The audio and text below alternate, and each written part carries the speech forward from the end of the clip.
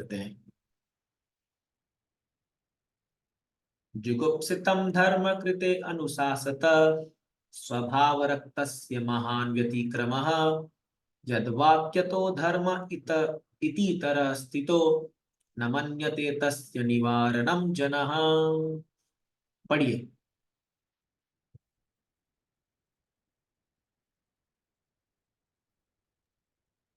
हरे कृष्ण प्रभु। हाँ पढ़िए रघुनाथ। सामान्य लोगों में सामान्य लोगों में भोग करने की स्वाभाविक प्रवृत्ति होती है और तुमने धर्म के नाम पर उन्हें वैसा करते रहने के लिए प्रोत्साहित किया है। यह अत्यंत घृणित तथा अत्यंत अनुचित है, क्योंकि वे लोग तुम्हारे उपदेशों के अनुसार मार्गदर्शन प्राप्त करते हैं। अतः वे ऐसे कार्यों को धर्म के नाम पर ग्रहण करेंगे और निषेधों की निषेधों की भी परवाह नहीं करेंगे। हाँ हाँ, ये तात्पर्य। यही कारण है बुद्ध अवतार का। कभी तात्पर्य पढ़िए, प्रभुपाद जी बहुत अच्छे से क्लियर करेंगे, पढ़िए। श्री नारद ने यहाँ पर महाभारत तथा अन्य साहित्य में उद्धृत सकाम कर्मों के नियमित अनुष्ठानों के आधार पर श्री व्यासदेव द्वारा संकलित विभिन्न वैदिक ग्रंथों की निर्भत्सना की है। मानव प्राणियों में जन्म जन्मांतर से दीर्घकालीन भौतिक संगीत के कारण संगति के संगति। कारण हम्म। भौतिक शक्ति पर प्रभुता प्राप्त करने की स्वाभाविक प्रवृत्ति होती है। उन्हें मानव जीवन के उत्तरदायित्व का कोई बोध नहीं हो पाता। यह मानव जीवन मोह में पदार्थ के चंगुल से छूटने का अवसर होता है। वेद वेद भगवत धाम वापस जाने के निमित्त है। 84 लाख योनियों के आवागमन चक्र में घूमते रहना दंडित बद्ध जीवन के लिए बंदी जीवन के समान है। मनुष्य योनि इस बंदी जीवन के बाहर निकलने का सुअवसर होता है। अतएव मनुष्य का एकमात्र कर्तव्य है कि वह भगवान के साथ अपने भूले हुए संबंध को पुनः प्रस्तापित करे। ऐसी परिस्थितियों में धार्मिक कृत्यों की आड़ में इंद्रियों भोग की योजना बनाने को प्रोत्साहन नहीं देना चाहिए। म- मनुशक्ति के ऐसे विक्षेप से पथभ्रष्ट सभ्यता का जन्म होता है। श्रील व्यासदेव महाभारत इत्यादि में वैदिक व्याख्या के प्रमाण स्वरूप है। अतः उनके द्वारा किसी भी रूप में इंद्रिय भोग को प्रोत्साहन देना आध्यात्मिक विकास में भारी अवरोध है, क्योंकि लोग उन भौतिक कार्यों को त्यागना नहीं चाहेंगे जो उन्हें भवबंधन में जकड़े हुए हैं। मानव सभ्यता की किसी विशेष अवस्था में जब धर्म के नाम पर ऐसे भौतिक कार्यों का यथा यथा यज्ञ के नाम पर पशु बलि का बोलबाला हुआ, तो स्वयं भगवान बुद्ध के रूप में अवतरित हुए और धर्म के नाम पर पशु वध बंद करने के उद्देश्य से वेद प्रमाण की निंदा की। नारद को इसका पूर्वाभास हो गया था, अतएव उन्होंने ऐसे साहित्य की निंदा की। आज भी मांस भक्षी लोग धर्म के नाम पर किसी देवता या देवी के समक्ष पशु बलि चढ़ाते हैं, क्योंकि किन्हीं किन्हीं वैदिक ग्रंथों में ऐसे नियमित यज्ञों की संतुष्टि की जाती है। उन्हें मांसाहार से विरत होने के उद्देश्य से इस प्रकार की संतुष्टि की जाती है। लेकिन धीरे धीरे ऐसे धार्मिक कृत्यों के उद्देश्य भुला दिए जाते हैं और कसाई घर प्रधान बन जाते हैं। इसका कारण यह है कि ऐसे मूर्ख भौतिकतावादी व्यक्ति उन लोगों की बातें नहीं सुनना चाहते जो वैदिक अनुष्ठानों की व्याख्या करने में समर्थ हैं। वेदों में स्पष्ट कहा गया है कि जीवन की सफलता न तो किसी बृहद ग्रंथ के लिखने, न धन संचय करने और न ही संतति बढ़ाने में है। इसे अनासक्ति द्वारा ही प्राप्त किया जा सकता है। लेकिन भौतिकतावादी व्यक्ति ऐसे आदेशों को अनुसुना करते हैं। उनके अनुसार तथाकथित संन्यास आश्रम उन व्यक्तियों के लिए है जो किसी शारीरिक दोष के कारण जीविका कमाने में अक्षम है, या उन व्यक्तियों के लिए है जिन्हें पारिवारिक संपन्नता नहीं मिल पाई। निस्संदेह महाभारत जैसे इतिहास ग्रंथों में आध्यात्मिक विषयों के साथ साथ लौकिक विषयों की भी चर्चा है। महाभारत में महाभारत में ही भगवत गीता सन्निविष्ट है। महाभारत की संपूर्ण विचारधारा की अंतिम परिणति भगवत गीता के इस चार उपदेश के रूप में होती है कि मनुष्य मनुष्य को चाहिए कि सारे व्यवस्थाएं त्याग कर भगवान श्री कृष्ण के चरणार विंदों की शरण में जाकर अपने को पूरी तरह लगा दे। लेकिन भौतिकतावादी प्रवृत्तियों वाले लोग राजनीतिक, अर्थशास्त्र तथा परोपकारी कार्यों में अधिक रुचि रखते हैं, जिनका उल्लेख महाभारत में है, और मुख्य विषय अर्थात भगवत गीता के प्रति कम रुचि दिखाते हैं। श्री नारद व्यासदेव की इस समझौतावादी प्रवृत्ति की प्रत्यक्ष भर्त्सना करते हैं और यह उपदेश देते हैं कि प्रत्यक्ष रूप में यह घोषित करे कि मनुष्य जीवन की मूलभूत आवश्यकता भगवान के साथ अपने नित्य संबंध को अनुभव करना तथा अविलंब भगवान की शरण में जाना है। किसी विशेष रोग से पीड़ित मरीज प्राय उसके लिए वर्जित की गई वस्तुओं को खाने को ललचाता है, लेकिन दक्ष चिकित्सक कभी भी मरीज से समझौता करके उसे कुपत्ते खाने की अनुमति नहीं देता। भगवत गीता में यह भी कहा गया है कि सकाम कर्म में अनुरुक्त व्यक्ति को उसकी वृत्ति से परान्मुख नहीं करना चाहिए, क्योंकि उसे धीरे धीरे आत्म साक्षात्कार के पद तक ऊपर उठाया जा सकता है। कभी कभी यह उन लोगों को लागू होता है जो बिना किसी आध्यात्मिक अनुभूति के कोरे मीमांसक बने रहते हैं, लेकिन जो भक्ति के पथ पर लगे हैं उन्हें ऐसे उपदेश की हमेशा आवश्यकता नहीं रहती। हरे हम्म। कृष्ण। तो बहुत ही पावरफुल परपोट श्रील प्रभुपाद जी यहाँ पर लिखे हैं।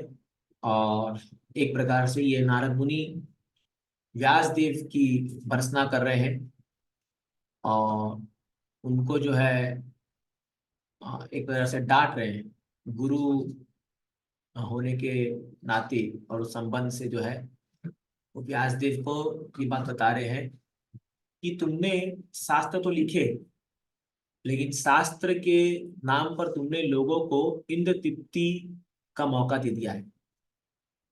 तो अभी मैं आपको बताऊंगा कैसे भक्ति के नाम पर हम इंद्र तृप्ति करने लग जाते हैं और हम भक्ति के मार्ग में आते हैं, लेकिन उसका रिजल्ट कुछ और ही होता है। सुबह के भागवतम क्लास में भी मैं ये बात पर जोर दे रहा था कि कई बार जो शुद्ध भक्ति का मार्ग है उससे पथभ्रष्ट होकर के इवन एक साधक भी जो है वो इंद्र तृप्ति के विषैले कूप में फंस सकता है।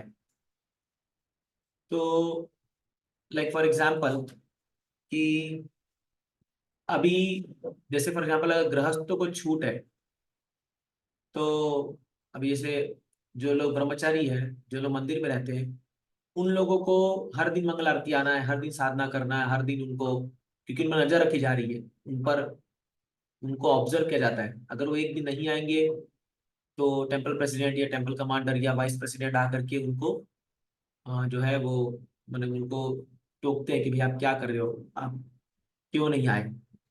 लेकिन गृहस्थों पर ऐसा नहीं है, कोई देखने वाला नहीं है उनको। तो हालांकि दीक्षा लेने के बाद भी वो अपने घर में रह करके मतलब आराम से मौज मस्ती कर सकते हैं, या जो चीजें भक्ति संबंधी नहीं है वैसे कार्य भी कर सकते हैं, बट कोई रोकने टोकने वाला नहीं है। तो उसका जो रिजल्ट है भक्ति का, वो रिजल्ट फिर नहीं आता है। सो उनको लग सकता है कि कौन देख रहा है, क्या फर्क पड़ता है, बट ये उनके लिए घातक है। तो अपनी इंटीग्रिटी हमें अपने आप ही तय करनी होगी कि हम जब भक्ति के मार्ग में जुड़े हैं तो हम कितने स्तर पे करना चाहते हैं। तो कई बार हम जो अपने खुद आइडियल सेट करते हैं कि हमें ये करना था, और हम ऐसा सोच के भक्ति में घुसते हैं कि हमें तो ये करना था, लेकिन हम लोग उस चीज को फॉलो नहीं कर पाते। तो फिर क्या होता है, फिर एक दिखावे की जिंदगी शुरू हो जाती है। तो इससे बचना चाहिए लोगों को। ऑफकोर्स कठिन है, माया का बड़ा प्रकोप है, लेकिन प्रयास करना चाहिए कि हम ऐसे चीजों में ना फंसे कि हमारी भक्ति को इससे असर पड़े। तो नारद मुनि यही बात कह रहे व्यासदेव को कि व्यासदेव तुमने क्या किया है, तुमने लोगों को, क्योंकि व्यासदेव का क्या इंटेंशन था कि मैं लोगों को धीरे धीरे सकाम कर्म के माध्यम से भक्ति में लगा दूंगा। लाइक फॉर एग्जाम्पल किसी को पुत्र चाहिए तो भाई तुम ये यज्ञ करो, किसी को धन चाहिए तो इसकी पूजा करो, किसी को घर चाहिए, गाड़ी चाहिए, बंगला चाहिए, व्यवसाय चाहिए, तो ये ऐसे ऐसे कार्य करो। तो उनका क्या पॉइंट था कि जब वो लोग किसी देवी देवता को पूजा करेंगे तो वो लोग यज्ञ करेंगे, ब्राह्मणों को बुलाएंगे, कुछ तो वैदिक कार्य करेंगे। और शायद इसके करते करते क्या होगा, उनका मन परिवर्तन हो जाएगा और वो भगवान को एक दिन जान जाएंगे। ठीक है, ये पहली बात वो सोचे। तो उन्होंने वैदिक जो ये ऋग साम अथर्ववेद में भर भर के यज्ञों का प्रावधान और सब कुछ पूरा लिख दिया। लेकिन लोग, क्या हुआ, खास के कलयुग के प्राणी और इवन अन्य युग के प्राणी भी जो है, उन लोगों ने वेदास के ज्ञान को लेकर के जो उसका एंड पॉइंट है, जो भोगने की वस्तु है, उसको तो स्वीकार कर लिया, लेकिन जो प्रोसेस है उसको नकार दिया। लाइक फॉर एग्जाम्पल, अगर किसी को मांस खाना है, तो मांस खाने के लिए प्रावधान ये बनाया गया है कि भाई आप जो है उस मांस को एक पर्टिकुलर दिन आप किसी की बलि चढ़ा करके उसको 7 भाग में आप बांटोगे, और सातों में से 6 भाग आपको जो है दान में देना पड़ेगा और 1 भाग आप खा सकते हो। ये था। तब लोगों ने क्या किया उसको, कि भाई अभी इतना कौन करेगा, तो फट ले उसका गला काटते हैं किसी भी मंदिर में। खास के बंगाल वगैरह में आप जाओगे तो काली मंदिर के सामने आप देखोगे वो पूरा स्लॉटर हाउस बना रखा है उसको, मतलब मंदिर को ही उन्होंने कसाई खाना बना दिया। तो काटते हैं, उतराते हैं और कर देते हैं। लाइक फॉर एग्जाम्पल इवन, अभी ये चलिए, ये तो हम लोग ही समझ पाएंगे क्योंकि हम वैष्णव हमें। अब इसे भगवान को भोग लगाने की मान लो विधि है। तो प्रॉपर भोग लगाने की विधि क्या है, कि प्रॉपर शुद्ध अवस्था में तुलसी पत्ता डाल करके भगवान के सामने मंत्र उच्चारण करके जो है घंटी बजा करके प्रॉपर 7 मिनट रख करके विधि है। लेकिन अभी क्या होता है, हड़बड़ी रहती है। तो भोग कई बार लोग कैसे लगाते हैं, ऐसी जो ऐसी प्लेट रख दिया बिना वो किए, घंटी खाली बजा दिया, तुलसी पत्ता डाल दिया। कई लोग तो मंत्र भी नहीं बोलते, खाली तुलसी पत्ता डाल देते हैं। कई लोग तो ये भी कढ़ाई को उठा के भगवान सामने रख देते हैं, जिसमें बनाया उसी को उठा के रख दिया, तुलसी पत्ता डाला उसको उठाया, ऐसी भगवान जो है वो एक भोग को प्रसाद बनाने की मशीन है। तो भोग चढ़ा प्रसाद निकला, भोग चढ़ा प्रसाद निकला। बट ये इसमें क्या होता है फिर, वो एक रिचुअल बन जाता है। तो उसका जो भाव है कि हम भगवान के लिए कुकिंग कर रहे हैं, हम भगवान को खिला रहे हैं, वो भाव खत्म हो जाता है ना। मान लीजिए अगर आपका खुद का बच्चा होगा तो आप ऐसा करोगे, उबलता उबलता कढ़ाई जो है उसमें आप तुलसी पत्ता डाल के लगा दोगे ऐसा उसके। कई बार तो लोग, हम लोग एकदम गरम गरम भगवान चढ़ा देते हैं, एकदम ये गलत है। पूरा गरम गरम जो है एकदम उबलता हुआ जो रहेगा, भगवान जल्दी से बस खा ले ताकि फिर हम लोग खाएं। तो क्या क्या, ये एक परिस्थिति भी है, लेकिन क्या करें, ये रिचुअल बन चुका है अभी। तो जितना हम लोग रिचुअल की तरफ भागेंगे, तो जो डिवोशन पार्ट है, भक्ति पार्ट है, वो खत्म हो जाता है ना, वो खत्म। जैसे अभी कई बार लोग मंदिर में भी आते हैं, तो बस झुकना है भगवान के सामने, वो एक रिचुअल बन चुका है। आओ बस स्प्रिंग की तरह झुको उठ जाओ, झुको उठ जाओ, प्रपंच के सामने झुको उठ जाओ, किसी वैष्णव को देखा झुको उठ जाओ, फिर भगवान को देखा झुको उठ जाओ। तो स्प्रिंग एक्शन एक ड्यूटी बोल रहे थे, ऐसे करते रहते हैं। तो ये रिचुअल बन जाता है, फिर उसमें कोई भाव नहीं है। जैसे कभी हम वैष्णव को भी देखते हैं, हम वांछा कल्पतरु से करते हैं, तो हम रियली माइंड नहीं करते कि वो वैष्णव है। हम लोग क्या सोचते हैं, हाँ अभी ये तो एक नियम है ritualistic. Everything becomes ritualistic, because उसका जो एसेंस है, उसका जो भाव है, वो मिस हो चुका है। और क्योंकि हम लोग भक्ति में सीरियस नहीं है, वो मिस हो चुका है। तो वही चीज नारद मुनि सिखा रहे व्यासदेव को, व्यासदेव तुमने जो शास्त्र लिखा है उसका एसेंस तुमने खो दिया है, भाव खो दिया है, खाली अब रिचुअल बना दिया है।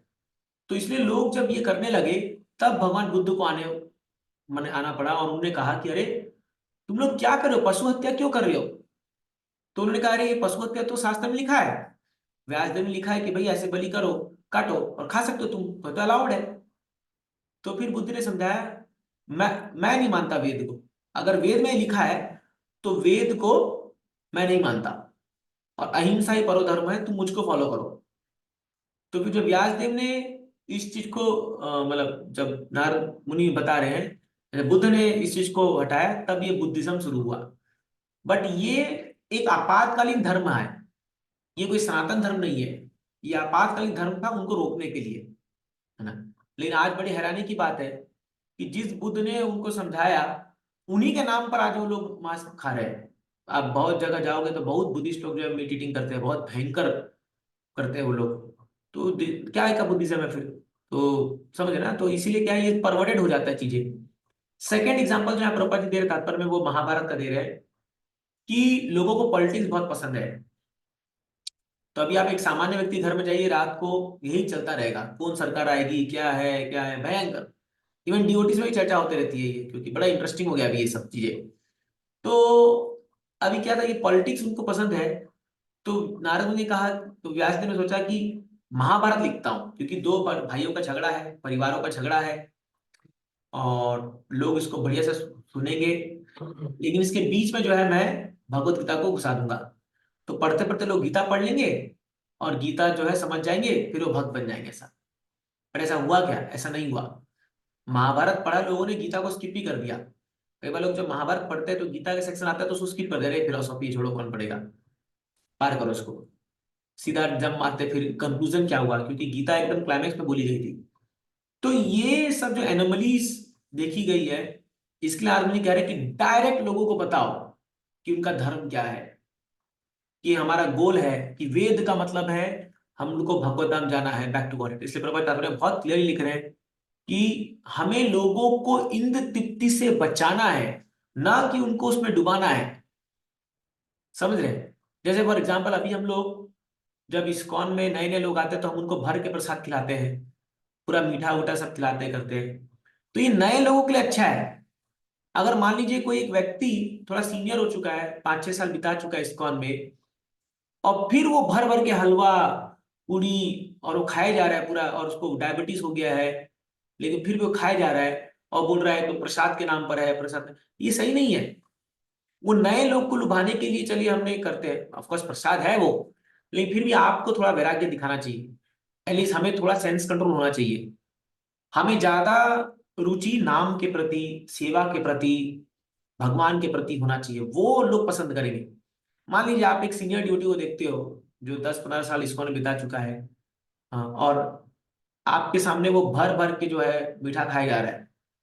मान लो गोविंदास में वो खड़ा है, वो पिज्जा, समोसा जो है और ये सब भर भर के खाया जा रहा है, कैसा लगेगा आपको? और मान लीजिए वहीं आप एक सीनियर ड्यूटी को देखते हो जो भगवान के सामने बैठ के एकदम इंटेंस जपा कर रहा है, या कीर्तन कर रहा है, या कोई भागवतम पढ़ रहा है, या एक ग्रुप को लेकर भागवतम पढ़ रहा है, तो आपको कैसा फीलिंग लगेगा? कौन आपको लगेगा कि ये व्यक्ति इसने एडवांस किया है? सच पूछिए। तो वैसे ही हमको बनना है कि जब हमें लोग देखे, तो वो देख करके हमें क्या सोचते हैं कि हम, मतलब हम रियली एडवांस किए हैं कि हम नहीं किए। बट दोनों जस्टिफाइड है। अगर कोई गोविंदा से पिज्जा खा रहा है तो भी प्रसाद ही है, कोई गलत नहीं है। अगर आप ऐसे स्वाभाविक रूप से, तो गलत नहीं है, लेकिन फिर भी उस स्थान पे रह के उस सीनियर ड्यूटी को, नहीं ऑफकोर्स अभी हमें किसी पर टिक्का टिप्पणी नहीं करनी है, लेकिन हमें अपने आप को सुधारना है। तो इसीलिए जैसे जैसे हम लोग ऊपर बढ़ते हैं भक्ति में, या हम ईयर में बढ़ते हैं, तो हम लोगों को अपनी जिम्मेदारी समझनी होगी कि अब हम धीरे धीरे भक्ति में आगे बढ़ रहे हैं। हम एक एक साल बीतते जा रहे हैं, तो हमारी जिम्मेदारी है कि अब हम वैसा व्यवहार भी करें, हम वैसा भाव भी रखें। हम इरेस्पॉन्सिबल नहीं हो सकते, हमें जिम्मेदारी होनी चाहिए, है ना? कोई फेस्टिवल है, हमें सबसे पहले आके सेवा में लगना चाहिए कि भाई मंदिर का फेस्टिवल है, हमारा फेस्टिवल है, हमारा ही है। अभी हम लोग गेस्ट नहीं है, now we are becoming host. अब नए लोग को हमें इनवाइट करना है, हमें सेवा करनी है। तो जब नया व्यक्ति आके देखता है कि अरे यार ये व्यक्ति 4-5 साल से जब कर रहा है, या इतने साल से, फिर भी ये झाड़ू लेकर के झाड़ू मार रहा है, ये प्रसादम सर्विंग कर रहा है, ये चेयर लगा रहा है, ये दरी लगा रहा है, ये किसी को तिलक लगा रहा है, तो उसके मन में क्या भावना आएगी कि अरे कितना कितना अच्छा भाव है, कितना अच्छा सेवा कर रहे हैं। तब वो इंस्पायर होगा। लेकिन मान लो एक नया व्यक्ति आता है, और बड़े और सीनियर, वो 4-5 साल वाले भक्त को देखता है कि वो हुक्म जमा रहा है, सबको चिल्ला रहा है, डांट रहा है, अकेले एकदम बैठा है चेयर में एकदम आगे, प्रिविलेज ले रहा है कि मैं सीनियर हूँ। तो उसके मन में क्या आएगा? ये वही बाहर जैसा होता है पॉलिटिक्स और ये कॉर्पोरेट वर्ल्ड में सेम चीज है, कोई अंतर नहीं है। Then you will not be inspired to perform bhakti. हाँ, तो अभी आज ही एक भक्त मेरे पास आया, तो वो मुझे बोला कि प्रभु जी, कुछ लोग जो है सीनियर होकर के जो है वो बड़ा बॉसगिरी करते हैं, मतलब जमाते हैं अपना अधिकार। तो ये अच्छा नहीं है। जब हम भक्ति में धीरे धीरे आगे बढ़ रहे हैं, तो क्या होता है, उसके साथ साथ हमारे पास कई सारे सेंस ग्रेटिफिकेशन के अपॉर्चुनिटी में आएंगे, क्योंकि हम सीनियर बन जाते हैं। तब कोई कुछ बोलता नहीं है फिर सेवा के लिए, लेकिन हमें अपनी सेवा को बढ़ाते रहना है, हमें करते रहना है। तो हमें क्योंकि अच्छा एग्जाम्पल सेट करना है लोगों के लिए कि हमें भगवान की सेवा करनी है। तो ये बात नारद मुनि यहाँ व्यासदेव को बता रहे हैं कि व्यासदेव, तुम लोगों को डायरेक्ट ज्ञान दो कि stop sense gratification and perform pure devotional service. तो ये नारद मुनि के ज्ञान से व्यासदेव इंस्पायर होंगे भागवतम लिखने के लिए। तो इसीलिए हम इसको ब्रिज प्रीचिंग भी कहते हैं। एक तरह से ब्रिज प्रीचिंग अच्छा है। तो ब्रिज प्रीचिंग में क्या उसका कॉन्सेप्ट है, मतलब गुड़ी गुड़ी बात बोलो लोगों को, जैसे योगा पर बोलो, हेल्थ पर बोलो, ये सब बोलो, और धीरे धीरे उनको भक्ति में लाओ। बट समटाइम्स ब्रिज प्रीचिंग का एक डिसएडवांटेज क्या है कि लोग ब्रिज पे ही रह जाते हैं, ब्रिज को पार नहीं कर पाते। तो ब्रिज प्रीचिंग का मतलब क्या, आप ये कॉन्सेप्ट सुनोगे इस्कॉन में बहुत ही है कि मान लो एक व्यक्ति मटेरियल वर्ल्ड, भौतिक संसार में एक तौर पर खड़ा हुआ है, और एक तरफ हम लोग खड़े हुए हैं माने स्पिरिचुअल साइड में, हम भक्ति करने के लिए। तो ब्रिज मतलब क्या है, ऐसे टॉपिक्स पे लेक्चर देना या ऐसा चीजें बोलना जो दोनों को बैलेंस करे, थोड़ा मटेरियल थोड़ा स्पिरिचुअल, थोड़ा मटेरियल थोड़ा स्पिरिचुअल, या जैसे हेल्दी फूड्स, योगा, मेडिटेशन, ये सब चीजें के बारे में बोला, माइंड कंट्रोल, सेल्फ अवेयरनेस या स्ट्रेस मैनेजमेंट, ये सब चीजों को ब्रिज टॉपिक बोलते हैं। बट समटाइम इसके नाम पर क्या होता है, लोग इतना ब्रिज प्रीचिंग करना शुरू कर देते हैं कि खाली ब्रिज ही रह जाता है, इस तरफ की कुछ बात ही नहीं होती है। लाइक अभी कुछ स्पीकर्स हैं जो यूट्यूब पे कृष्णा का नाम ही नहीं लेते, तो they don't speak about Krishna, they simply speak about good, be good, every good, that is not preaching. तो क्या है, आप जो व्यक्ति के अंदर जो बीमारी है कृष्ण से दूर होने की, उसको तो ठीक नहीं कर रहे, खाली उसके इन एंड अराउंड। जैसे मान लो वही है ना, बॉयल है, किसी को अगर फोड़ा हो गया है तो डॉक्टर खाली फूंक मार रहा है चारों तरफ, तो चारों तरफ फूंक मारे तो उसको अच्छा लग रहा है, लेकिन उस फोड़ा को निकाल नहीं रहा। तो जो एक सिंसियर साधक का, एक स्ट्रॉन्ग डिवोटी होगा, वो क्या करेगा, वो फोड़ा में सीधा जाकर के पिंच वो देगा या कुछ बता, वो चिल्लाएगा एक बार, कितना, तो उसको बहुत दर्द होगा, लेकिन वो परमानेंट इलाज है, फूंक मारने से ठीक नहीं होगा वो। तो इसीलिए क्या है, परमानेंट इलाज क्या है कि teach people about pure devotional service. तो इसमें कम लोग आएंगे क्योंकि दर्द होगा। तो आप अगर आप किसी फोड़ा हो गया सर्जरी के बोलोगे तो बहुत कई लोग तो डर के कराएंगे नहीं, सर्जरी नहीं कराना भाई हमको, हमें अपना सर्जरी नहीं कराना हमें। तो बट उसका परमानेंट इलाज वही है। तो it will take time, but only sincere people will come to our camp. तो इसलिए प्रभुपाद जी बोलते थे कि those who are sincere will join ISKCON and they will practise. तो जब कुछ लोग छोड़ के आते थे इस्कॉन, तो प्रभुपाद जी बोलते थे कि don't be surprised who all are living, be surprised who are staying. इसमें आश्चर्य मत करो कौन छोड़ के चला गया, क्योंकि ऐसी आसान नहीं है भक्ति करना। मतलब जिसका दिमाग आसान नहीं तो उसके लिए डिफिकल्ट है, जिसका दिमाग बहुत शांत है तो वो उसके लिए आसान है। But be surprise who are staying, जो लोग कर रहे हैं रह करके वो बड़े महान है। तो बी सरप्राइज की ये लोग माया से लड़ करके भी टिके हुए हैं, भक्ति कर रहे हैं, हाँ, डटे हुए अपनी जगह पर। तो उसके लिए आपको, हमको सरप्राइज होना चाहिए। तो इसीलिए क्या है कि we have to come to the point. अगर हमारे एंडेवर से या हमारे प्रयास से, हमारे प्रचार से, हमारे अभाव से लोग कृष्ण के नजदीक नहीं आ रहे, तो फिर हमारा कोई मतलब नहीं है नाटक करने का, ये है ना। तो कहीं पता चला हम बहुत बड़ा लेक्चर, बड़े लेक्चरर बन गए, स्पीकर बन गए, बड़ा मस्त क्लास में दे दिया, बट व्यक्ति के हृदय में कृष्ण ही नहीं घुसा पाए हम लोग, तो दैट इज यूजलेस, ये हमारे लिए अच्छा नहीं है।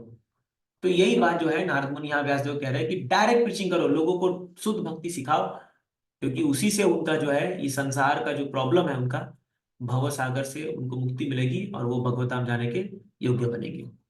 Yes, next. नेक्स्ट लोग है 16। यस। विचक्षणो अस्याहति वेदितुं विभोर अनंत पारस्य निवृत्तित सुखम प्रवर्तमानस्य गुणैरनात्मनस्ततो भवान् दर्शय चेष्टितं विभो। पढ़िए। हरे हरे कृष्ण कृष्णा प्रभु प्रभु। जी। हाँ पढ़िए, बताइए। भगवान भगवान असीम। ये अरुणा माता जी पढ़िए। पढ़िए। भगवान असीम है। केवल वही निपुण व्यक्ति इस आध्यात्मिक ज्ञान को समझने के लिए योग्य है जो भौतिक सुख के कार्यकलापों से विरक्त हो चुका है। अतः जो लोग भौतिक आसक्ति के कारण सुस्थापित नहीं है, उन्हें उन्हीं को तुम परमेश्वर के दिव्य कार्यों के वर्णनों के माध्यम से दिव्य अनुभूति की विधियां दिखलाओ। हम्म। तात्पर्य बाय भक्तिवेदांत स्वामी श्री प्रभुपाद। ईश्वरीय विद्या का विज्ञान कठिन विषय है। विषय रूप से जब उसमें भगवान के दिव्य स्वभाव का वर्णन हो, यह ऐसा विषय नहीं है जिसे भौतिक कार्यों में अत्यधिक आसक्त रहने वाले व्यक्ति समझ सके। केवल वे ही इस महान विज्ञान को अध्ययन कर सकते हैं जो आध्यात्मिक ज्ञान के अनुशीलन द्वारा भौतिक कार्यों से प्राय निवृत्त हो चुके हैं। भगवत गीता में स्पष्ट कहा गया है कि हजारों लाखों व्यक्तियों में से कोई एक व्यक्ति ऐसा होता है जो दिव्य अनुभूति में प्रवेश करने का अधिकारी होता है, और ऐसे हजारों स्वरूप सिद्ध व्यक्तियों में से कुछ ही व्यक्ति उस विशेष ईश्वरीय ज्ञान को समझ सकते हैं जिसमें ईश्वर जिसमें ईश्वर को पुरुष रूप में वर्णित किया जाता है। अतएव नारद श्री व्यासदेव को प्रत्यक्ष उपदेश देते हैं कि वे भगवान की दिव्य लीलाओं को बताते हुए ईश्वर के विज्ञान का वर्णन करें। व्यासदेव स्वयं इस विज्ञान में पटु है और वे भौतिक भोग से विरक्त है।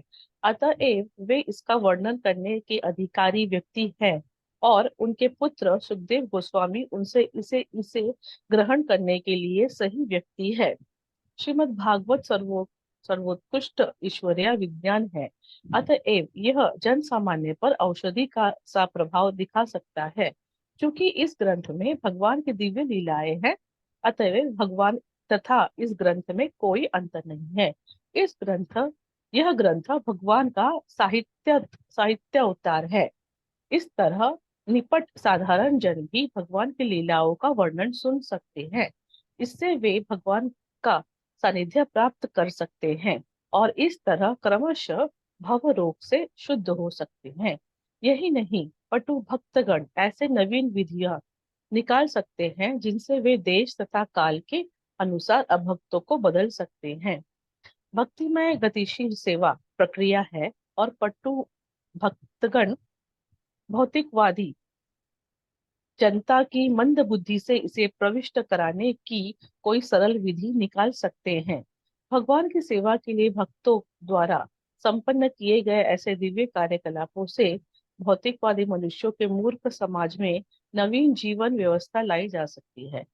इस और भगवान श्री चैतन्य महाप्रभु तथा उनके पर्वती अनुयायियों ने विशेष दक्षता दिखलाई है। इस विधि का अनुगण करते हुए इस कलह प्रधान युग के भौतिकवादी मनुष्य को शांतिमय जीवन तथा दिव्य अनुभूति की अवस्था प्रदान की जा सकती है। हरे कृष्ण। हरे कृष्णा। तो बहुत ही ब्यूटीफुल प्रपोर्ट प्रभा जी का यहाँ पर आया है। ये चैप्टर में बहुत अच्छे अच्छे प्रपोर्ट प्रभा जी बता रहे हैं। तो इस श्लोक में नारद मुनि कहते हैं कि भगवान असीम है और उनको जानना एक सामान्य व्यक्ति के लिए बहुत कठिन है जो अपने भौतिक आसक्तियों से अभी तक निवृत्ति प्राप्त नहीं किया है। तो इसीलिए व्यास जी तुम कोई ऐसा उपाय निकालो जिससे जो व्यक्ति भौतिकता में आसक्त है वो परमेश्वर के दिव्य कार्यों के वर्णनों के माध्यम से उनकी अनुभूति कर सके। यस। तो यहाँ पर प्रभा जी बताते हुए बता रहे हैं कि जन साधारण व्यक्ति जो अपने संसार की आसक्तियों में फंसा पड़ा है वो भगवान को समझना बहुत मुश्किल है जब तक वो पूर्णतया रिनंसिएट नहीं है।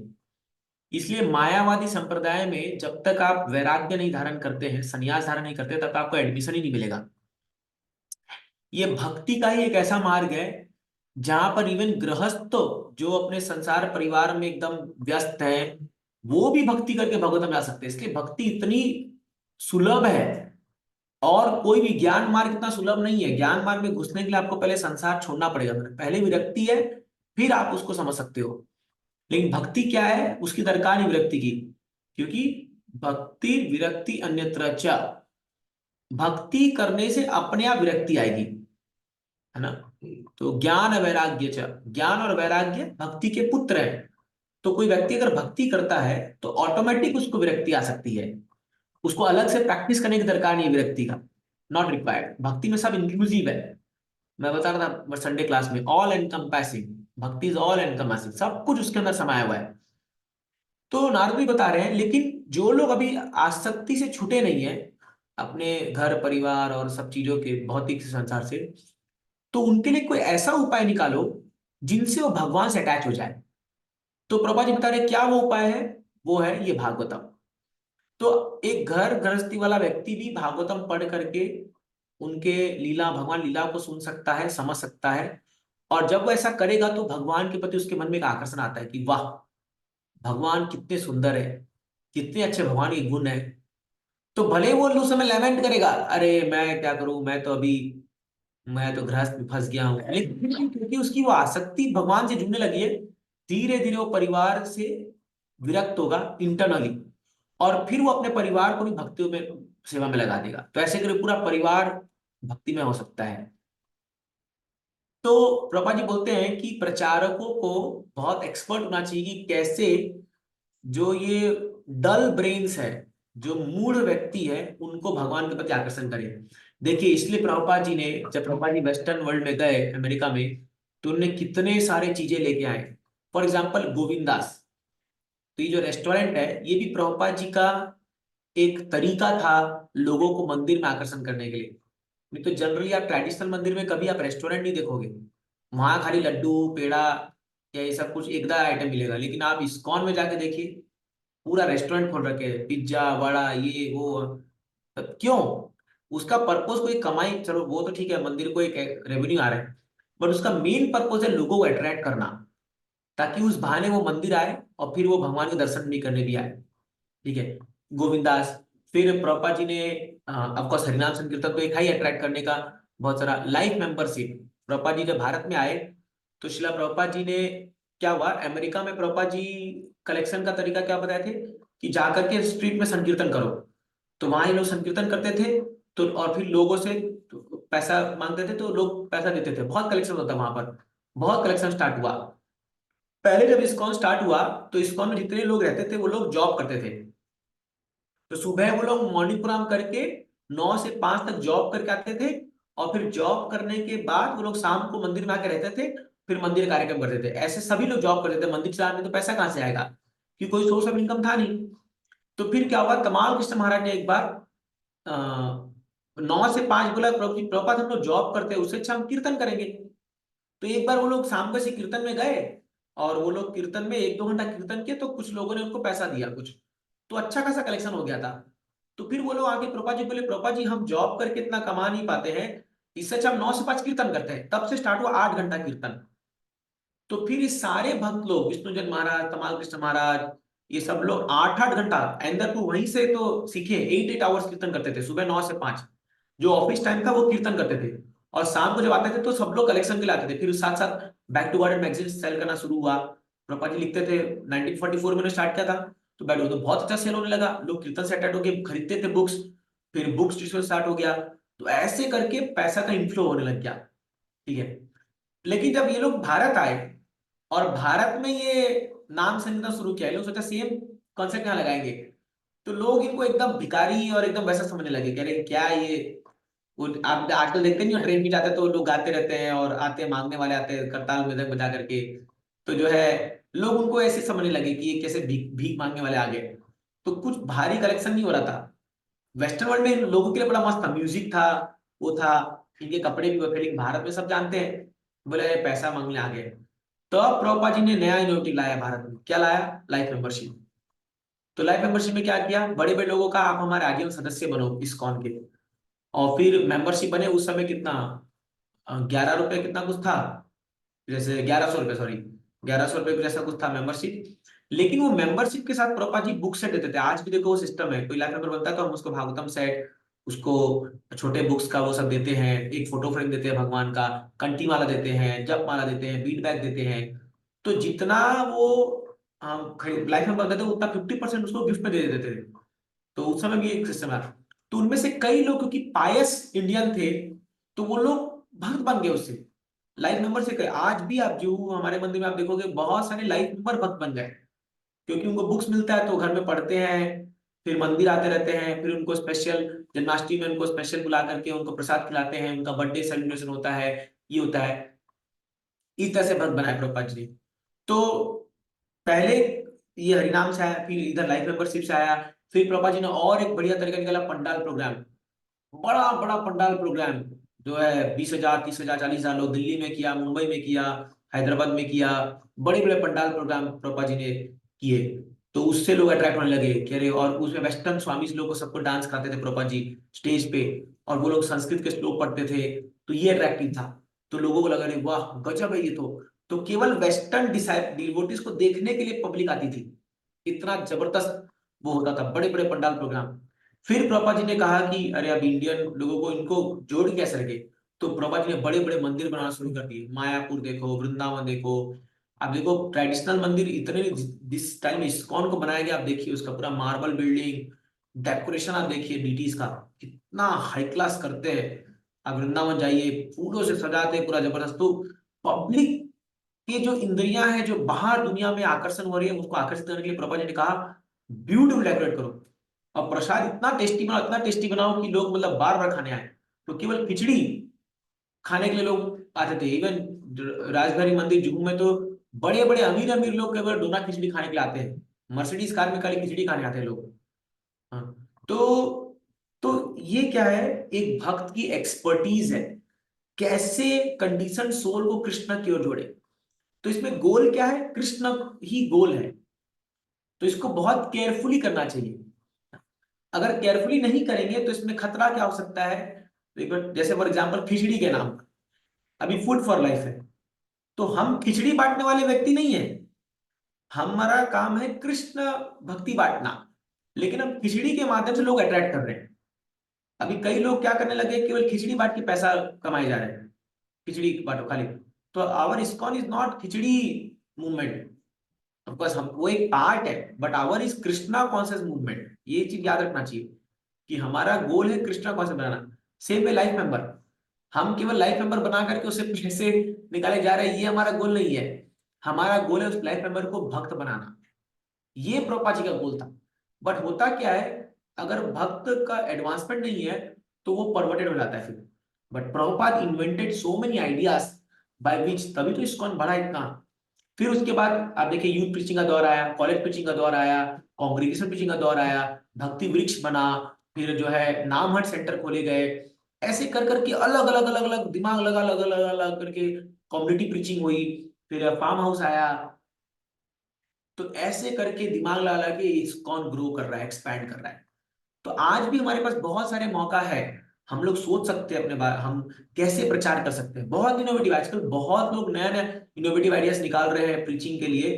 तो ऑफकोर्स उसमें बस सावधान है कि गोल कृष्णा हो, और कृष्ण का नाम हो, कृष्ण जाता हो। सेम हमारा बेस वही रहेगा, गीता भागवतम हमको वही देना है। बट प्रभुपाद जी लिखते हैं यहाँ पर कि एक एक्सपर्ट प्रीचर जानता है कैसे एक बद्ध जीवात्मा को कृष्ण के चरणों में लाना है, और उसके जो है हृदय में कृष्ण को बिठाना है ना, कृष्ण को। तो सेम है जैसे हम लोग संडे प्रोग्राम करते हैं, महाअष्टमी प्रोग्राम करते हैं, उसका गोल क्या है, यही है। इतना कलरफुल प्रोग्राम बनाओ, ड्रामा करो, उसमें डांसिंग कीर्तन करो, ताकि व्यक्ति अट्रैक्ट हो। वाह कितना ब्यूटीफुल प्रोग्राम है, अट्रैक्ट हो, उससे आए फिर धीरे वो भक्तों से मिलेगा। फिर कुछ भक्त लोग उनको अगले प्रोग्राम में बुलाएंगे, किसी की दोस्ती हो जाएगी, कोई उनके घर में जाएगा, फिर रेगुलर संडे आने लगेंगे, फिर कुछ सेवा में लगा देंगे। ऐसे करते करते लोग भक्त बन जाते हैं। यही तो प्रीचिंग है, और क्या है। तो ये इनोवेटिव आइडियाज निकालने से क्या होता है, हम लोगों को जोड़ते हैं भक्ति में। हर किसी को सोचना चाहिए हम कैसे प्रचार करें, हम कैसे लोगों नए लोगों को जोड़े, हम कैसे। तो जितना प्रचार ऐसे बढ़ेगा उतने नए लोग जुड़ेंगे, और उतना कम्युनिटी बढ़ेगी, उतने अच्छे अच्छे चीजें आएंगी, और ये ग्रो करेगा। तो उतने हम भी सिक्योर हो जाएंगे भक्ति में। हाँ, क्योंकि क्या है, अगर माया से लड़ना है तो हमको अपना स्ट्रेंथ बढ़ाना होगा। अगर हम में शक्ति नहीं है तो 10 हम जैसे मिल जाएंगे तो शक्ति हो जाएगी, है ना। तो जैसे मान लीजिए अकेला व्यक्ति है, वो क्या लड़ के वो कर लेगा। बट अगर 10 लोग साथ में होंगे तो वो लड़ सकता है किसी भी ग्रुप से या किसी भी व्यक्ति से। तो अभी माया, अगर हम अकेले हैं तो माया हम पर हावी हो जाएगी। तो best way to protect us from maya is to preach. अगर आपको माया से बचना है, प्रचार करो। आप इतने व्यस्त रहोगे प्रचार में कि माया के लिए आपके पास टाइम ही नहीं है। और जो व्यक्ति खाली बैठा रहेगा वो हमेशा वो माया के बारे में सोचता रहेगा। कुछ सेवा नहीं है, कुछ प्रचार नहीं है, कोई एंगेजमेंट नहीं है, फालतू में बैठा टाइम पास कर रहा है खाली। वो सोचता चलो जब जब भी नहीं हो पाया, कोई सोचेगा कि मैं अभी 64 माला जप करूंगा, मैं अपनी भक्ति करूंगा।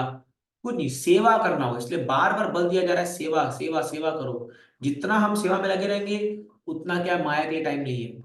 तो माया आएगी भी, लेकिन फिर से हम सेवा, टाइम नहीं है तो सेवा में लग जाएंगे हम लोग। तो everybody has to think how I can be engage in service, हम कैसे सेवा में लगे। तो नारद मुनि जो है यहाँ पर बता रहे हैं कि ऐसे लोग जो मूढ़धी है, जिनका बुद्धि अल्प बुद्धि है, उन लोगों को जोड़ने के लिए कोई उपाय निकालो। और तब व्यासदेव ने भगवान की सुंदर लीलाओं को सुखदेव गोस्वामी के माध्यम से इतना सुंदर वर्णन किया है, इतना जबरदस्त वर्णन किया है कि कोई व्यक्ति अगर भागवतम को तरीके से पढ़ लेगा तो वो रोक ही नहीं पाएगा, वो भक्त बनना ही है। आप देख लीजिएगा, वो बनेगा ही, क्योंकि इतना सुंदर है कि फर्स्ट कैंटो से पढ़ते पढ़ते जब वो 10th कैंटो जाएगा और कृष्ण लीला को पढ़ेगा, तब वो समझेगा वाह, नथिंग लाइक इट, इससे सुंदर और दुनिया में कुछ हो नहीं सकता। इतना सुंदर वर्णन है भगवान का, वृंदावन लीला, फिर मथुरा लीला, फिर द्वारका लीला। कौन वो व्यक्ति हो जो अट्रैक्ट नहीं होगा ऐसी लीलाओं से इतना। इसलिए सुखदेव गोस्वामी को कहा गया है कि संत चूड़ामणि, जिस तरह से उन्होंने भागवतम को प्रेजेंट किया है, माइंड ब्लोइंग है। क्या प्रेजेंट किया उन्होंने, एकदम एप्ट, जिस जगह पे जो चीज चाहिए वहीं पर वही कथा आई है। सोचिए, पूरे ब्रह्मांड में से कथाओं को ला करके जोड़ दिया यहाँ पर। और प्रत्येक व्यक्ति जो भी भागवतम पढ़ेगा वो रिलेट कर पाएगा कि ये तो मेरी स्टोरी चल रही है। कोई भी आप स्टोरी पकड़ लो, कोई भी आप चीज पकड़ लो, हर एक को एकदम एप्ट कर रखा है, चाहे वो प्योर से प्योर ड्यूटी हो, चाहे वो अधम से अधम व्यक्ति हो। वो जब भागवतम पढ़ेगा तो वो समझ जाएगा, अरे ये तो मेरा मेरा कहानी चल रहा है, ये मेरे बारे में कहा जा रहा है 100%। तो इसीलिए क्या है, ये भागवतम को प्रस्तुत करने के लिए नारद मुनि यहाँ पर इनसे कर रहे हैं। चलिए एक और श्लोक पढ़ेंगे, फिर डिस्कशन करेंगे टेक्स्ट। हाँ आ गया, और एक बहुत ही फेमस हिट श्लोक। त्यक्त्वा स्वधर्मं चरणाम्बुजं हरे, भजन अपक्वत पते ततो यदि, यत्र क्वावभद्रमभूतमुस्य किं, को वार्त आप्तो भजतां स्वधर्मतः। पढ़िए। हरे कृष्ण प्रभु जी। हाँ पढ़िए माता जी। हरे कृष्ण। हाँ पढ़िए। जिसने वंदना। भगवान की जिसने भगवान की भक्तिमय सेवा में प्रवृत्त होने के लिए अपनी भौतिक वृत्तियों को त्याग दिया है, वह कभी कभी कच्ची अवस्था में नीचे गिर सकता है, तो भी उसके असफल होने का कोई खतरा नहीं रहता। इसके विपरीत अभक्त चाहे अपनी वृत्तियों कर्तव्यों में पूर्ण रूप से रत क्यों न हो, उसे कुछ भी लाभ नहीं होता। तात्पर्य, जहां तक मानव जाति के कर्तव्यों का संबंध है, उसके कर्तव्य असंख्य है। प्रत्येक व्यक्ति न केवल अपने माता पिता, कुटुंबियों, समाज, देश, मानवता, अन्य जीवों एवं देवताओं के प्रति कर्तव्यबद्ध है, अपितु महान दार्शनिकों, कवियों, वैज्ञानिकों के प्रति भी है। शास्त्रों का मत है कि मनुष्य ऐसे सारे कर्तव्यों को त्याग कर भगवान की शरण ग्रहण कर सकता है। अतः यदि कोई इस तरह से करता है और यदि भगवान की भक्तिमय सेवा करने में सफल हो जाता है, तो यह शुभ ही है। लेकिन कभी कभी ऐसा होता है कि मनुष्य क्षणिक भावावेश में आकर भगवान की सेवा में समर्पित तो हो जाता है, लेकिन अंत तक किसी न किसी कारण से कुसंगति वश सेवा मार्ग से च्युत हो जाता है। इतिहास में इसके अनेक उदाहरण मिलते हैं। भरत महाराज को एक मृग के प्रति आसक्त होने के कारण मृग का शरीर धारण करना पड़ा। जब वे मर रहे थे तो मृग के विषय में सोच रहे थे, अतः अगले जन्म में वे मृग ही बने, लेकिन वे अपने पूर्व जन्म की घटना को भूले नहीं थे। इसी प्रकार शिवजी के चरणों के प्रति अपराध करने के कारण चित्रकेतु का भी पतन हुआ, लेकिन तो भी भगवान के चरण कमलों की शरण ग्रहण करने पर यहाँ बल दिया जा रहा है। भले ही इसमें से नीचे गिरने का भय बना रहता है, क्योंकि यद्यपि मनुष्य भक्ति कार्यों से नीचे गिरता है, लेकिन वह भगवान के चरण कमलों को कभी भी नहीं भूलता। एक बार भगवान की भक्तिमय सेवा में लग जाने पर वह सभी परिस्थितियों में उनकी सेवा में बना रहेगा। भगवत गीता में कहा गया है कि किशित भक्ति मनुष्य को अत्यंत घातक स्थिति से बचा सकती है। इतिहास में ऐसी घटनाओं के अनेक उदाहरण हैं। इनमें से अजामिल एक है, अजामिल अपने प्रारंभिक जीवन में भक्त था, किंतु युवावस्था में वह भक्ति से च्युत हो गया। तो भी भगवान ने अंत में उसकी रक्षा की। हरे कृष्णा प्रभु जी। Thank you. बहुत ही बढ़िया श्लोक नारद मुनि कह रहे हैं कि त्यक्त्वा स्वधर्मम चरणाम्बुजम हरे। स्वधर्म मतलब कोई व्यक्ति अगर अपने धर्म को छोड़ करके, कोई भी मातृधर्म, पितृधर्म, भ्रातृधर्म, जो भी सामाजिक धर्म, ये सब को छोड़ करके चरणाम्बुजम हरे, भगवान के चरण कमलों का शरण ले ले, लेकिन भजन अपक्व अथ पतित ततो यदि, अपक्व मतलब उसका भजन पका नहीं अभी तक और उसका पतन हो जाए, हाँ, यत्र क्व वा भद्र अबुद अमुष्यकिम, तो भी उसका कोई लॉस नहीं है। हाँ। लेकिन अगर कोई व्यक्ति है गोवार्थ आप तो अभजताम स्वधर्मता, कोई व्यक्ति अपने धर्म को बहुत अच्छे से पालन कर रहा है लेकिन वो भजन नहीं कर रहा, वो यूजलेस है। बड़ा रेवोल्यूशनरी श्लोक है ये, इसको ठीक से समझना चाहिए।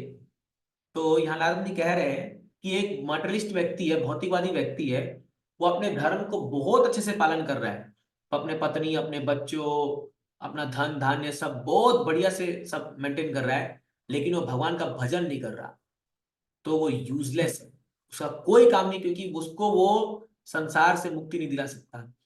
लेकिन कोई व्यक्ति है जो भगवान के भजन करने के लिए मटेरियल, अगर आप देखोगे भौतिक संसार से, मतलब उसका वो एक फेलियर है। लाइक फॉर एग्जांपल कभी कभी हम लोग को लोग ऐसा गाली देते हैं, ब्रह्मचारी लोग जब ज्वाइन करते थे कि तुम फेलियर हो गए वर्ल्ड में, मतलब जैसे कई लोग ज्वाइन करते तो कई लोग पूछते कि क्या हो गया, कोई लड़की छोड़ दी थी क्या आपको, कि आप फेल हो गए थे क्या कोई एग्जाम में, या आपको जॉब से निकाल दिया था क्या, कि तो लोग सोचते हैं कि लोग आके साधु इसलिए बन जाते हैं क्योंकि वो फेलियर है लाइफ में, तो कुछ हुआ नहीं। लेकिन जब हम कहते होंगे नहीं नहीं हम लोग तो एनआईटी आईआईटी से पढ़े हुए हैं, हम तो इंजीनियर हैं, तो उन लोग शौक लगता है, अरे तो फिर क्या क्या हो गया ऐसा। जैसे हम लोग कहते हैं कि हमारा क्वालिफिकेशन हम लोगों को बताते हैं कि हम पढ़े लिखे हैं, अच्छे घर से आए हैं, तो ये हमारे पिता बिजनेसमैन, ये सब बताते हैं, तो लोग शौक रहते हैं, अरे तो तू हम ऐसे सब कुछ छोड़ के कैसे आ गए। तो कई बार क्या होता है कि लोगों को विश्वास नहीं होता। तो लेकिन नारद मुनि यहाँ कहते हैं कि ऐसा व्यक्ति भले ही भावावेश आकर के छोड़ दे सब कुछ, ऑफकोर्स हमें रिकमेंड नहीं करते क्योंकि फिर इसका लोग अलग भाव ले लेते हैं, लेकिन वो यह कह रहे हैं कि अगर ऐसा कोई कर भी ले फिर भी उसका लॉस नहीं होगा, क्योंकि भक्ति एक ऐसा मार्ग है जिसमें एक क्षण भी कोई भक्ति किया है वो खत्म नहीं हो सकता। भगवान गीता में खुद कहते हैं नेहा विक्रमो नाशोस्ति प्रत्यवायो न विद्यते स्व अल्पम, स्व अल्प मतलब बहुत कम, स्व मतलब बहुत ही कम, स्व अल्प इस धर्म से त्रायते महतो भयात, मैं उस व्यक्ति को बड़े से बड़े विपत्ति से मिटा बचा दूंगा जो स्वल्पम, मेरा थोड़ा सा ही भक्ति किया है। इसलिए अभी जब आप सब लोग अपना समय भक्ति में दे रहे हैं तो कोई चिंता की बात नहीं है। भगवान गीता में आश्वासन दिए हैं, जब अर्जुन भगवान से कहते हैं भगवान कि उस व्यक्ति का क्या होगा कि जो भक्ति तो पकड़ लिया लेकिन वो कंप्लीट करने से पहले उसका पतन हो गया, तो वो तो एक ऐसे बादल के समान हो जाएगा, ना घर का ना घाट का, क्या होगा उसका। तो भगवान बोलते चिंता मत करो अर्जुन, जिस व्यक्ति ने भी भक्ति के मार्ग को अपनाया है उसका कभी पतन नहीं होगा, इन द सेंस कि उसकी भक्ति कभी खत्म नहीं होगी। तो इसीलिए कभी कभी हमें भौतिक प्रलोभनों को देख करके हमारा मन विचलित हो सकता है, अरे देखो कितना अमीर है, देखो कितना पैसा कमा रहा है, देखो कितना बढ़िया वो कर रहा है, सब कर रहा है।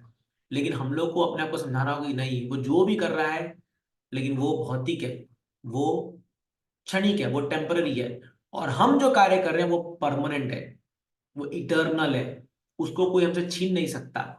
तो ये विश्वास ही जो है हमें भक्ति में आगे लेके जाएगा। और नारद मुनि और समस्त साधु समाज लोगों ने ये आश्वासन दिया है कि भक्ति को मत छोड़ के जाइए, इसमें आपको कोई नहीं। हमने देखा है लोगों को, कई बार लोग ऐसे इस्कॉन छोड़ के गए हैं कि जो लोग मतलब कुछ कहा सुनी होगी, कुछ बातचीत कुछ हो गया, लेकिन वो लोग बाद में भी जा करके चैन से जी नहीं पाए, वापस आने का प्रयास कर रहे हो कोई भी, क्योंकि आगे नारद मुनि कहेंगे हे व्यासदेव सकृत एवं, कोई व्यक्ति अगर एक बार चरणाम, भगवान के चरण कमलों का स्वाद चख ले एक बार, जिंदगी भर वो भूल नहीं सकता, जिंदगी भर भूल नहीं सकता।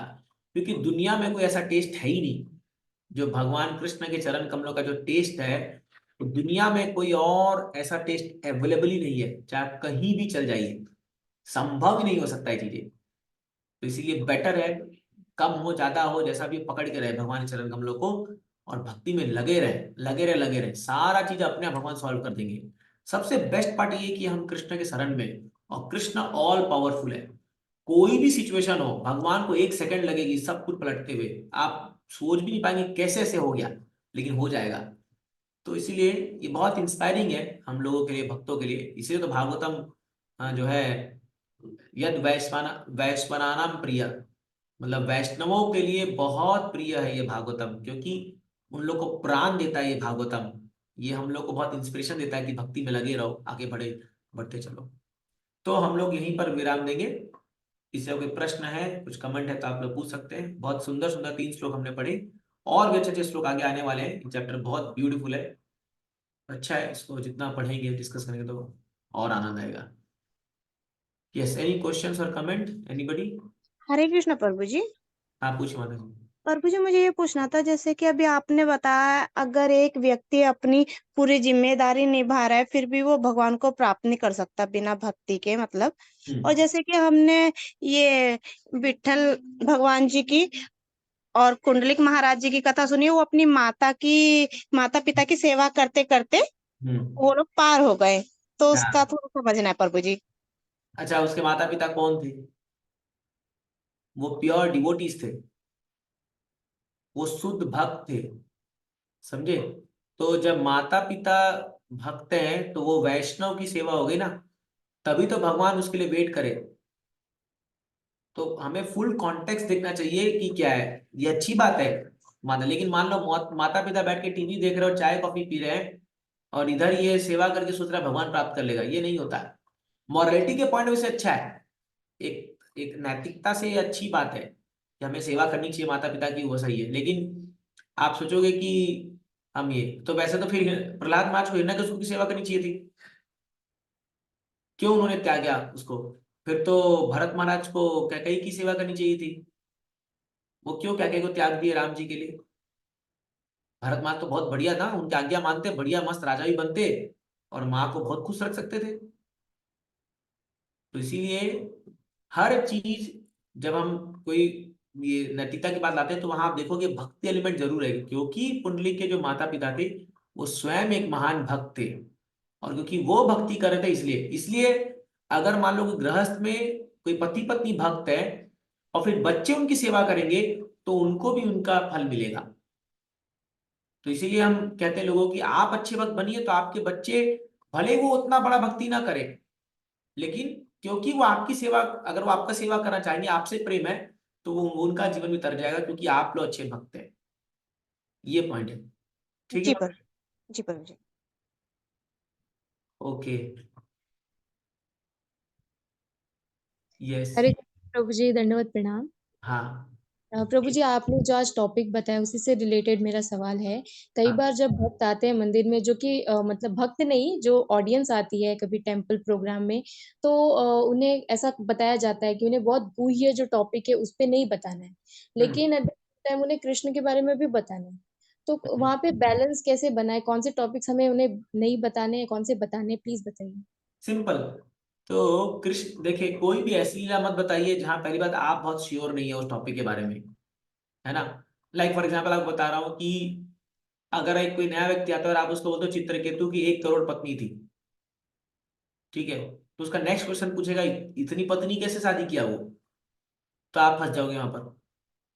तो जो भी थोड़े कंट्रोवर्शियल चीजें हैं, जहां पर आपको वो रहे वो ना बताएं। दूसरी बात, कृष्ण की गुह्य लीलाओं के बारे में नहीं बताना चाहिए, खासकर रासलीला या कृष्ण राधा रानी की लीला जो है, वो नहीं बता सकते, नहीं बताना चाहिए, क्योंकि क्या है, अभी उनके मन में कृष्ण के प्रति द्वेष है, एनवियसनेस है, तो वो जाग जाएगा, तो अननेसेसरी वो फिर भक्ति भाव नहीं आएगा। बेस्ट है प्रहलाद महाराज की कथा, ध्रुव महाराज की कथा।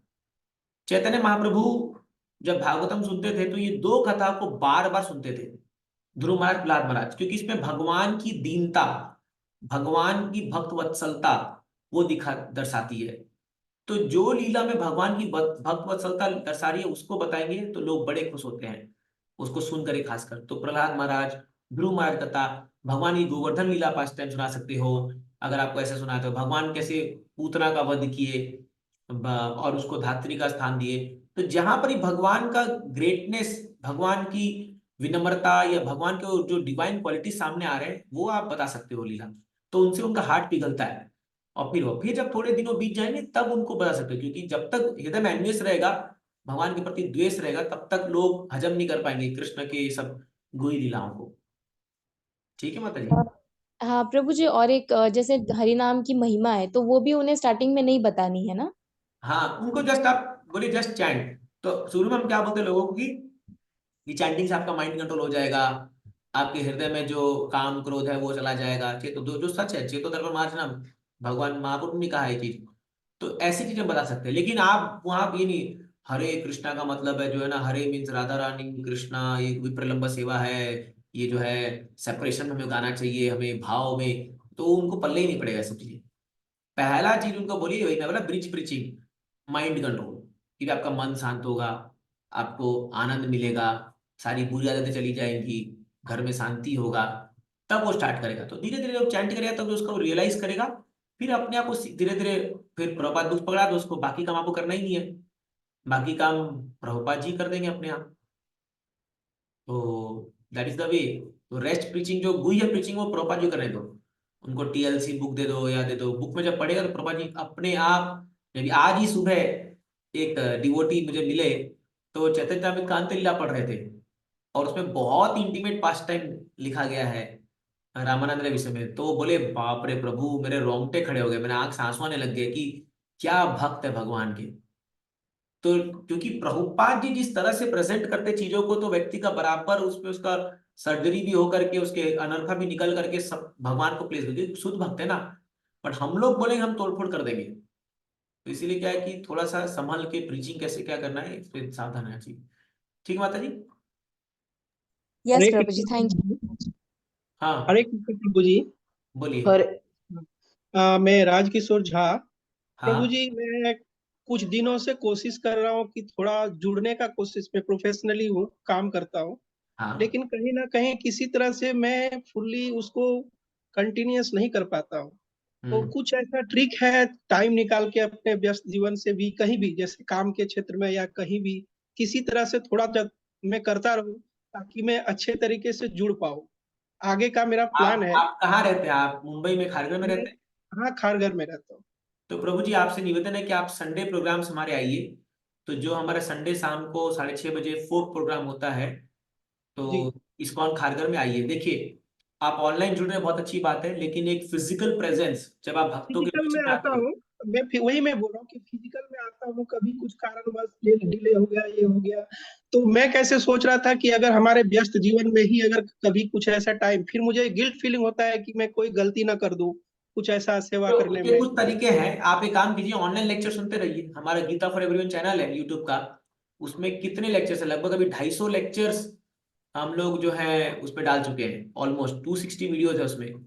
तो आप एक के बाद एक सारे टॉपिक्स पे लेक्चर दिए जा रहे हैं हम लोग, धीरे धीरे उस पे आप सुनते जाइए लेक्चर्स को, गीता को पढ़िए, प्रभुपाद जी किताब पढ़िए, नाम जप कीजिए, कीर्तन सुनिए। और यूट्यूब पे तो इस्कॉन का भरमार है पूरा, इतना सारा प्रोग्राम्स है, हर दिन हजारों लेक्चर्स अपलोड होते होंगे।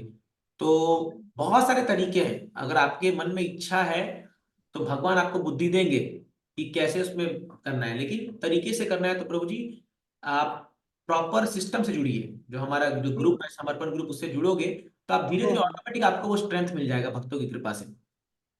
चलिए ठीक है। नमस्कार। तो आप अपना कांटेक्ट नंबर शेयर कर दीजिए राजकिशोर प्रभु जी। जी, आप चैट पे आपको कांटेक्ट कर लेंगे हमारे डिवोटीज, फिर वो। जरूर जरूर जरूर करता हूँ। नमस्कार। हरे कृष्णा। हरे कृष्णा प्रभु। मैं हाँ दक्ष बात कर रहा हूँ। बोलिए। प्रभु जी, जैसे कल मेरी परीक्षा है तो मुझे विजय एकादशी का व्रत रखना चाहिए या नहीं? अगर आप परीक्षा देते थे बेहोश नहीं हो जाओगे तो आप रख लो। और अगर आपको लग रहा है कि मतलब मुझे थोड़ा वीकनेस लगेगा तो आप जूस पी सकते हैं। वैसे भी एकादशी है, कल कोई निर्जला नहीं है, आप फल फ्रूट्स साबूदाना ये सब खा सकते हैं। अच्छा ठीक है प्रभु जी। और एक प्रश्न था मेरा, जैसे हमारे घर पे गुरु दत्तात्रेय के विष्णु तत्व यानी कि श्रीपाद श्री वल्लभ जी की पूजा होती है घर पे। जैसे आपको पता है श्री कृष्ण के पैर पे तुलसी लगती है और विष्णु तत्व के लगती है, तो उनके भी लगती है। और मेरे माता पिता उनकी ही भक्ति में है, और मैं भी पहले उनकी ही भक्ति में था। इनफैक्ट अभी भी मैं जाता हूँ हर फ्राइडेज, 3 घंटा रहता है। तो मुझे अभी लॉर्ड कृष्णा के टुवर्ड्स ज्यादा ये करना चाहिए या फिर इनके तरफ? अपने विवेक से काम लीजिए, बुद्धिमानी से काम लीजिए। अभी एकाएक जो आपका ट्रेडिशनली चला आ रहा है पूजा, उसको न छोड़े तो अच्छा, नहीं तो माता पिता आपसे नाराज हो जाएंगे। जी जी। साथ साथ चलिए, जब समय आएगा तब धीरे धीरे अपने आप भगवान बुद्धि देंगे क्या करना है, लेकिन अभी। पर जैसे मेरे माता पिता को क्या मैं आपको बताता हूँ, जैसे है ना, मैंने जो श्रीपाद श्री वल्लभों की किताब पढ़ी है, तो उनकी किताब में एक श्लोक आता है, आकाशातम पतितम तोयम यथा गच्छति सागरम सर्वदेव नमस्कारम केशवम प्रति गच्छति। तो ये मैं अपने माता पिता को दिखाता हूँ, फिर भी ये नहीं मानते हैं। वो कभी नहीं मानेंगे, क्योंकि क्या है कि आपके माता पिता अभी वो नहीं मानेंगे कि आप उनको सिखाओ। तो इसीलिए क्या है, don't try to preach them right now. तो ओके। सबसे पहला गलती यूथ लोग क्या करते हैं कि सबसे पहले जाके अपने माँ बाप को सिखाने का प्रयास करते हैं। वो सोचते हैं हम टीचर बन जाएंगे, बट उन्होंने आपको बचपन से पाला है, वो कभी नहीं सीखेंगे आपसे। आज तक मैं भी नहीं सिखा पाया, तो आप क्या सिखा पाओगे? तो ये बात सच है। तो don't try to do that.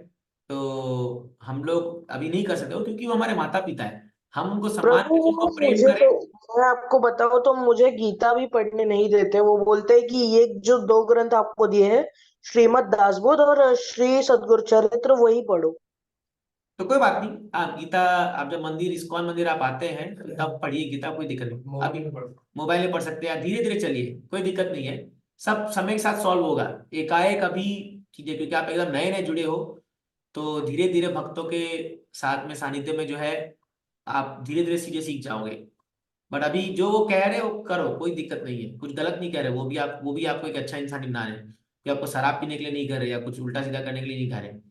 तो इसलिए क्या जी है, जी प्रभु जी। उनको फॉलो कीजिए और मंदिर आते रहिए, भक्तों से जुड़िए, वो धीरे धीरे आपको गाइड करेंगे, सब कुछ ठीक हो जाएगा टाइम के साथ साथ। ठीक है। ठीक है प्रभु जी, हरे कृष्णा, धन्यवाद। Hare Krishna. So thank you so much आप सबका। फिर जुड़ेंगे अगले हफ्ते। Thank you. एक एक जरूरी सूचना इस प्रकार है कि